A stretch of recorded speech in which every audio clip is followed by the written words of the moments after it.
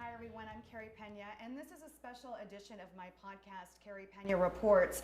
On this show, we focus on stories of inspiration, hope, and the power of positive change. Right now, I wanted to ask the question, how do we shine the light of hope in times of darkness? And I have two incredible guests who I am happy to welcome to our Inspired Media 360 studios today. David Adame, who is the president and CEO of Chicanos por la Causa. Thank you for being here. Thank you. And Jane Turner, who is a retired nurse who grew up in the segregated South and who lived through the civil rights movement. You are also a children's book author and so much more. And I've had the pleasure of interviewing you in the past, and so I wanted to bring you back in today to share your perspective. Thank you for being here, Jane. Thank you very much. I want to start with you, and this show, for our viewers, I don't do politics. I try to stay in the center. My focus here is about rising above that to try to bring us together. So with that in mind, Jane, since you grew up in the segregated South, I just wanted to ask for your feeling. How are you feeling right now? I am feeling hopeful even in the midst of everything that's going on, because my faith in God has helped me through my problems and trials, and so much is going on now, and I just want to let people know that they can look to God to give them strength, that through prayer, meditation, and reading the Word, they can find strength. And no one has all the answers, but we can look to a God that will help us if we ask Him. You were the only African American in your entire town in Missouri, you said. My age. Your age. My age. And so yes. you certainly dealt with some very difficult circumstances Yes. growing up. Yes, I did. Very much. Many challenging things for my family, as an individual. And there were things like when the schools got integrated, no one explained why it was being done, but that it was going to be done.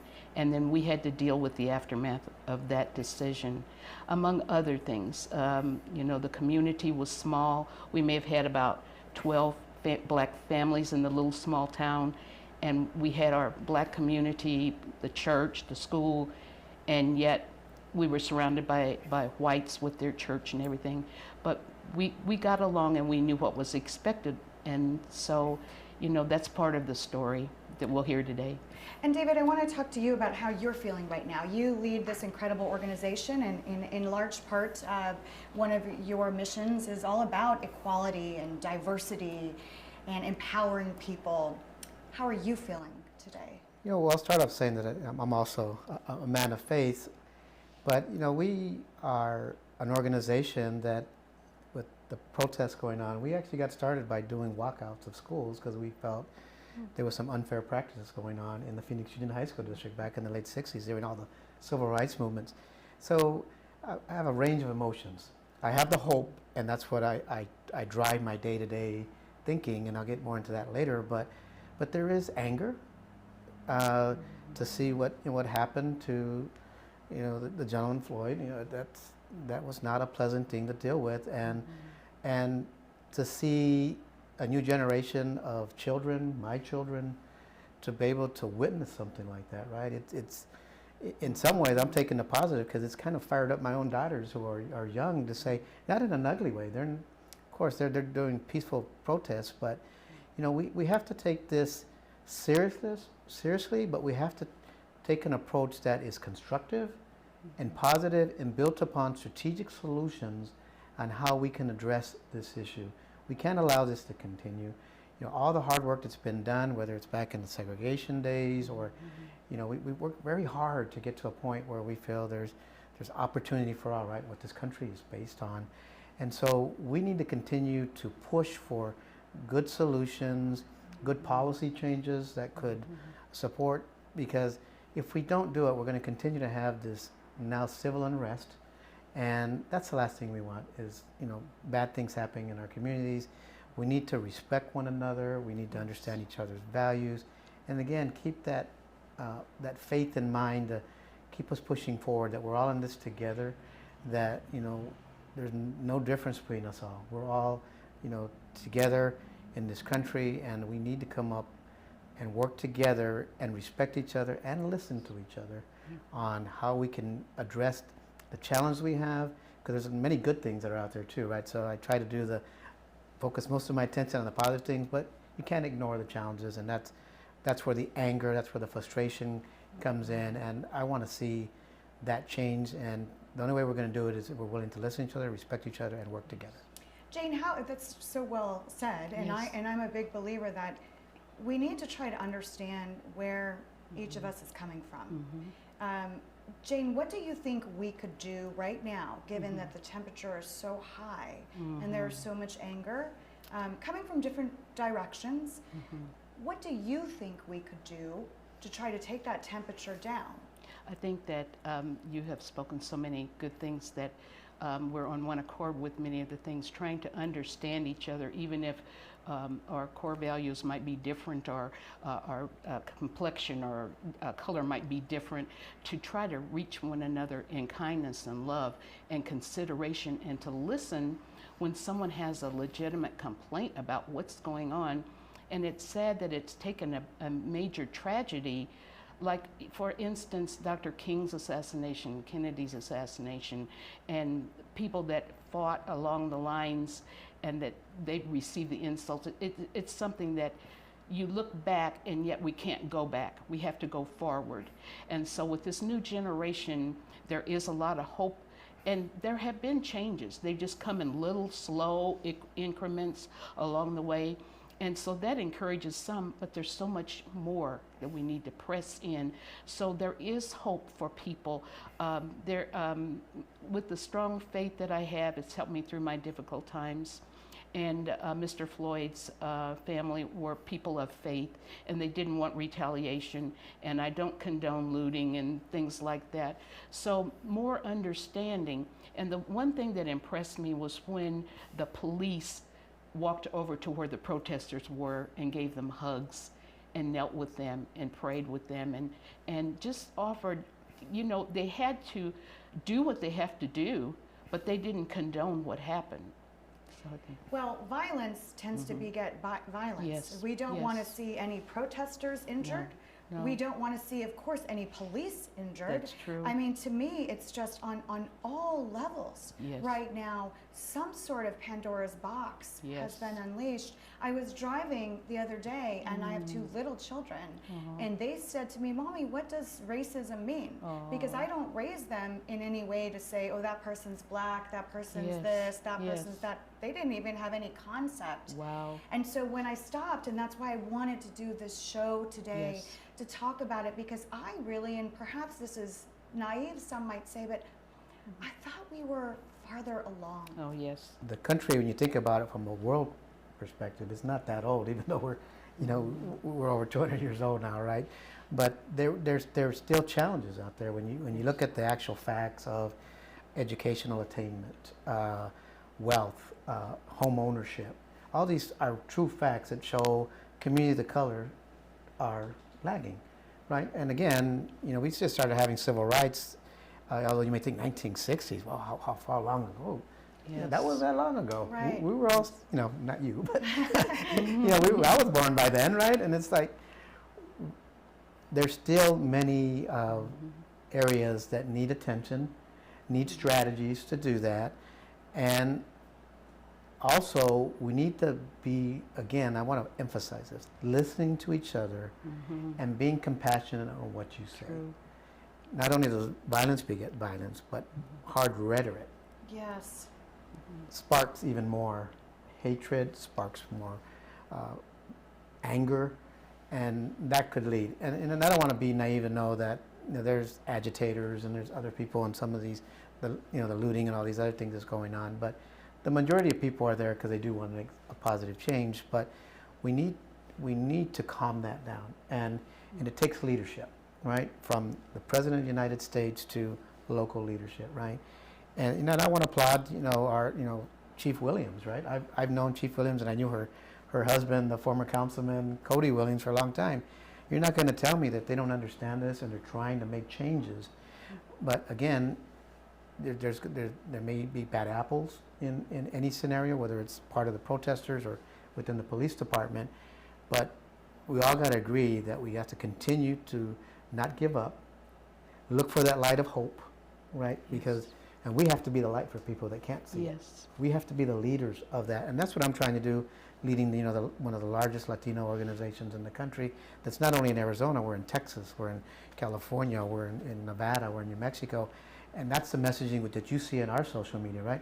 We started with whether it's Martin Luther King or Cesar Chavez or Gandhi, all the principles of peaceful protest, of Yes. helping love people and help them understand and get to the place where they get it, right? And we still have a lot of work to do for your question, and in some cases, sadly, it almost seems like we've come full circle on some things, and everybody has to be the blame for that. Well, again, from the highest level, the President of the United States to the local level, and community leaders like me, we need to work harder to engage our community and make sure they have a voice in what we're doing.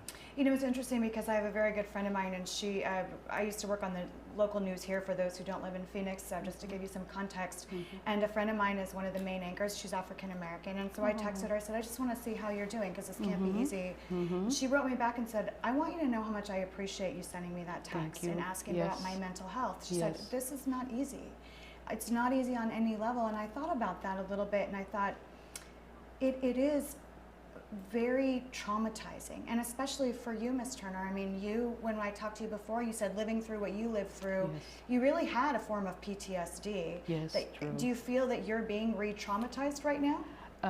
Well, I think I've come a long way in some of the things that's happened, and it took time, it took prayer, it took talking to people about what happened, and for years I couldn't even share some of the things that I went through. And I'd like to share something, if it's okay.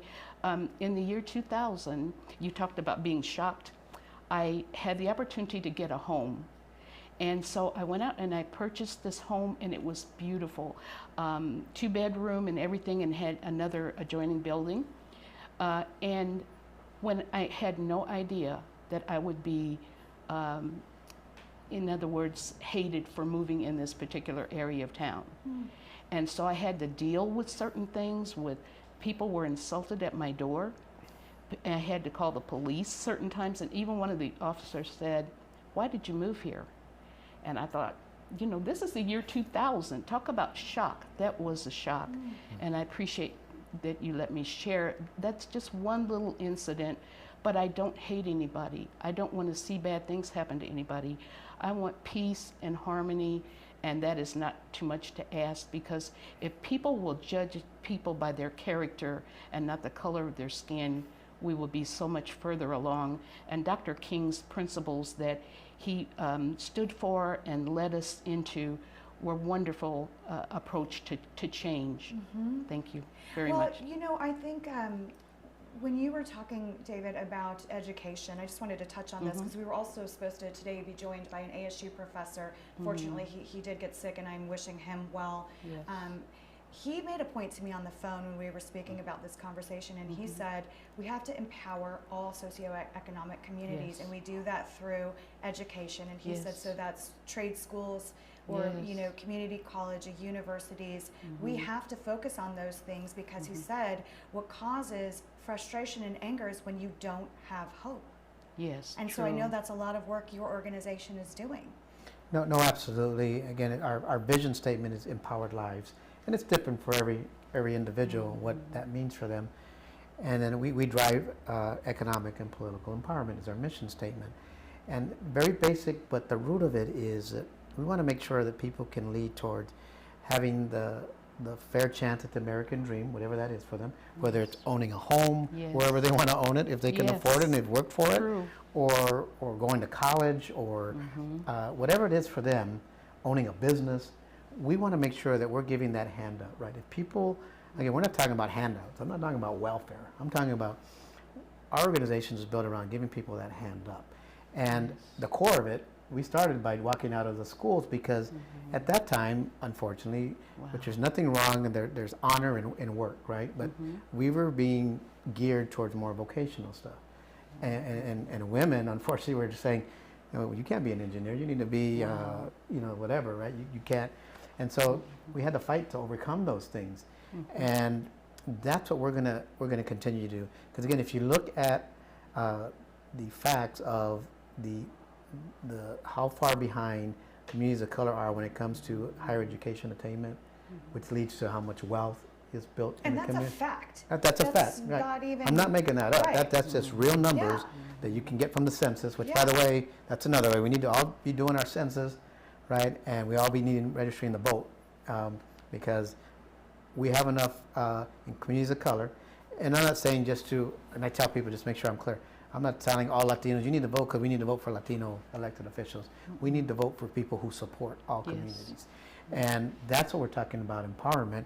And the other fact is that the more educational attainment that an individual has, the more they participate civically, whether that's voting or otherwise volunteering, all these other things. So the foundation of education is key. That's what we're based on. And from programs to helping brain development for children from being in the womb to 5 years old, to Head Start programs, to elementary school support programs, youth programs, we're working on making sure, because that level plays the field, right?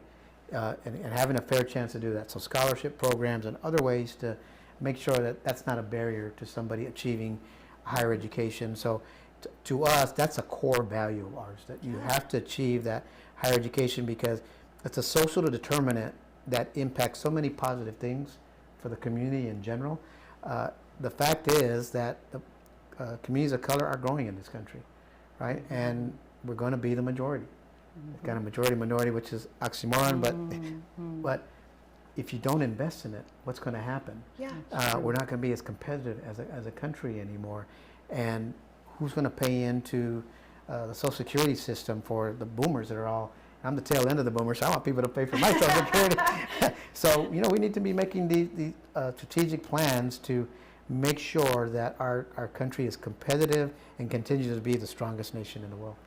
Can you leave the audience with some hopeful words? Because probably, definitely I can't compare to anything you would say, that's all right. but you've lived it. And what strikes me about you is you have chosen love over hate. Thank you very much. You do not carry an axe to grind.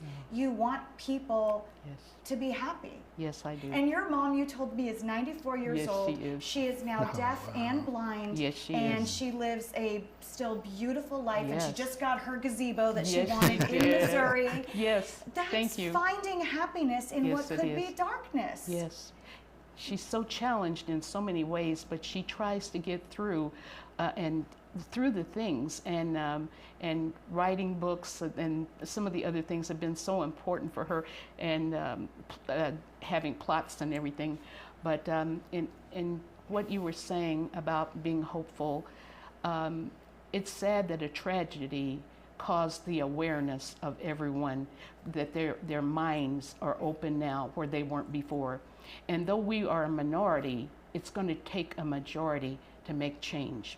The other thing I want to leave is, yes, I had a very difficult life. If you would see me in the public, you would see a big smile and kindness, and everything would come from me. But there are scars that are deeply embedded in me, and it took a time to get over that. And I had to forgive even myself for some of the mistakes I made. And as I go forward now, I want to think about the family that Mr. Floyd's family and others that have been mistreated or killed, in a bad way. I mean, I want to encourage people to trust God, to pray, and to seek help if they need help, but not for violence. I didn't choose that way. Dr. King was a nonviolent person, and the people that were with him had extreme control when the dogs were let loose on them, when the water hoses were let loose on them, and they were beaten and in jail. But you know what? That was yesterday. Now today, as we go forward, there's a new blood, new life coming forth in the young generation to help others and to change the things that are unfair in life. Change has come so slow, but it's changed from the 1950s when I was growing up, and it is different. And yet there are shocking moments that have shocked me, that things are not where they should be. So I want to encourage you. The Lord often leads me to encourage people. I want to encourage you that if you need help, get help, pray and seek God, and believe that change will come if we go toward that and progress toward it. And I'm very grateful to be here today, and I thank you very much for this opportunity. I could sit and listen to you all day long. And David, I'll let you close things out for us. Thank you. Yeah, thank you. Wow. Thank you too. Incredible life. I appreciate being with you here today. Thank you. You know, well, first I want to make sure that, you know, my heart and prayers go out to the Floyd family. Yes. Nobody should have to endure something like that, and make sure it's clear that what happened was not right. That's right? right. I don't want to mince words for that. It was not right, but it wasn't right. But now we have to be the light. Yes. We have to be the light as Yes. leaders, as parents, in whatever role you play in your life, because every individual carries many hats, That's from true. work to your family. So true. And we have to be the light and the hope and keep the faith. And as they say in the Bible, since you're the minister, you know, love is the most important thing. Yes, it is. And so we have to approach that with the love, right? All communities have experienced some form of horrible experiences of, Yes. you know, when we did our walkouts, you know, there was examples.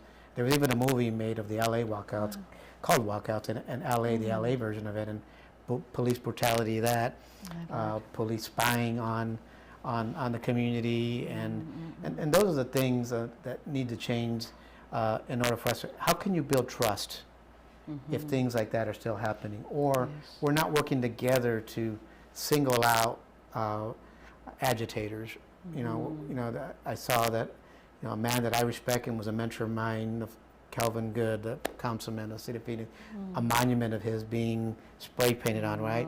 And I think they ended up finding out that it was an agitator that actually did it, right? Because his poor grandson was like crying, like, how could you deface my grandson? He's an African American leader that was helped make change here, and that's why he's being honored, and you're going to spray paint on his monument. That's not the approach.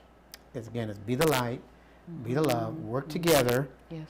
and, you know, the more people work together, the stronger we're going to be. It's like the Very strings, right? true. The more strings you wrap together, the stronger the bind, and the better chance we have of getting the policy changes. And Chicanos por la Causa is not going to stop. That's why you're around. It's Good. empowering lives, and we're going to do it peacefully, and we're going to respect. But at the same time, we are not going to get on our knees and not do anything about it. True, Right? very true. It's not talking about peaceful. It's not talking about being stepped on. That is Peaceful is being strategic, focused, working together, Yes. and if we can respect each other, and again, listen to each other, because Yes. God bless us with 2 ears and 1 mouth, so we should be listening twice as much. That's the way we get it done. Thank you both so much, David Thank Adame you. and Jane Turner. I Thank you. appreciate you both being here. And thanks to all of you for spending a few minutes, for keeping an open mind. And we hope that this conversation will help to inspire you to go out there and listen and try to view what someone else has been through, so we can all hopefully navigate some steps here and make positive change. I'm Carey Pena. You can find this show on our website, inspiredmedia360tv.com, also as a podcast, and our show name is Carey Pena Reports. Thank you so much, and take care.